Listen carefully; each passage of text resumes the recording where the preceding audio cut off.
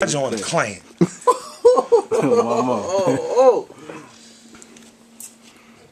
That's the way to go out on the CD, boy. Killa, while we got you up here, man, where'd you get the Ric Flair stuff from? I know you're from the A. Is that where it came from? No other way. Shit, this is us. I mean, he gave me $20 when I was like 7 years old. This man, been my fucking idol ever since.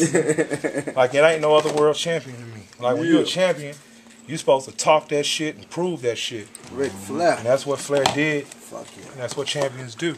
That's the mentality I have. Oh, man. So tell us about the start of your career, man. How'd you get started in the business, and how'd you get to the point where you are now? I had two starts in my career. I had the first start, which, you know, Big Boy and Dre saved me from the trap. And then I restarted, you know, on a different path by myself a few years later. So if you're talking about the second part of my career, yeah, you know, it started with a small unit of people called Grind Time, you know, believing in a rapper named Killer Mike. And Mazzetti, Free Mazzetti, who's now in jail for life, him and Big Key, and Bill Collector opening up a spot in Dorville, opening up their home in Norcross and letting us come in and record the first pledge there. And a few years after, recording the second pledge in Swift House Studios. So, you know, my career really has been an independent career struggle and progress with every record. So I'm very proud to, you know, to be here today, such a illustrious studio, you know, playing some decent rough mixes that are gonna probably be my greatest album to date once we're done. Do you feel that this will be the first platinum album, particularly with T.I.'s backing? I don't know. I don't even think in that context. I think in the context of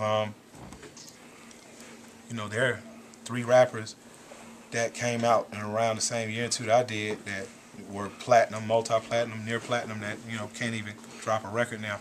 And yet new people are still finding out about me, and my audience seems to be growing. So I can't even really think in context of platinum. I could just think in the context of my shows seem to be growing, the crowds are getting better. And that's really what I care about. I didn't care if Public Enemy went platinum. I cared that Public Enemy came to tour in my town. Talk about some of your influences in the game. What inspires you musically as well as away from music? Like, this is what inspires me. Like this. I'm in the comic books. I'm in the art. I'm in the toys. You know, I'm in the, you know. I like fast cars. I like strip clubs and women and shit. I like everything everybody else does. And I rap for a lot of the same reasons. I just don't let the reasons that I rap be totally selfish. I feel like as a rapper I have a responsibility to say something bigger than me. That's a social, you know, that's something social. So I tend to make songs like Burn and American Dream and That's Life Too. But, you know, what inspires me is just being a black male in America, you know, and all our conflicts and nuances and shit like that. So I just try to get it figured out as best I can and put it to music and hope some other people will feel the way I feel. I got to take you a little bit to the sports angle. Falcons this year made the playoffs 13-3. Yeah. Back-to-back winning seasons. Yeah. First of all, talk about growing up as a Falcons fan and not seeing those kind of seasons often. Growing up as a Falcons fan was a brutal thing. Atlanta is the city famous for almost doing it. You know, we almost beat the Celtics back in '87, '88. You know, the Braves almost did it 14 times. The Falcons almost did it, you know, again. But, you know, my thing is I love Atlanta teams, man. I don't care if they are the Bad News Bears. They're ours. And ain't nothing else to say. I love Bobby Cox now that he's retired. Fuck Winnie Wilkins. No disrespect. Also, too, man, I got to give you shots out for being one of the most interactive Twitterers out there. Hey, I tweet. It's funny till somebody start talking fucking crazy, and you like, I'm going to see you in the real world, I'm going to cut your fucking throat. Newborn cancer. Yeah. I mean, Twitter is cool, though. I mean, I remember asking Sony Records, like, how do I talk directly to an audience? I remember how confused they looked at me back in the days, but Twitter seems to solve their problem. So, you know, we'll see what Twitter's saying about the songs after we leave tonight.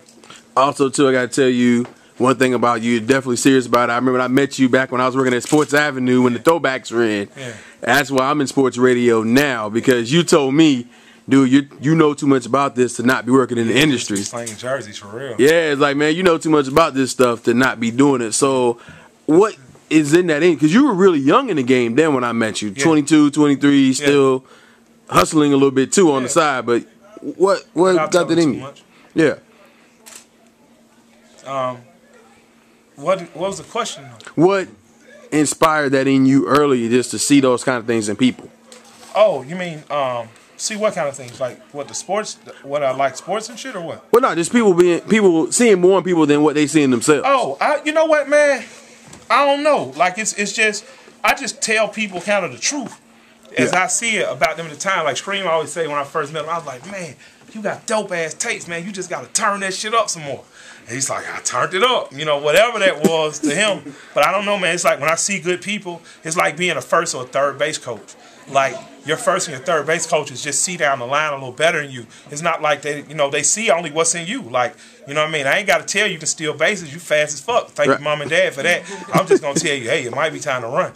So, you know, I saw something bright in you, and I just encourage you. Everybody don't do it. You know, it's hard to get my kids to do it sometimes. But I'm glad that I see it in people, and I had the courage to tell them. I probably get that from my grandma. What's the one thing that people don't know about you that you want them to know about you as an artist, as a person? That they don't know about me? Yeah.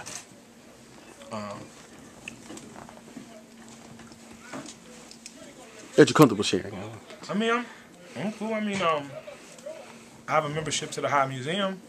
Oh. I like fine arts. You know, a lot. I be on. I'll probably be on all that same shit Kanye on.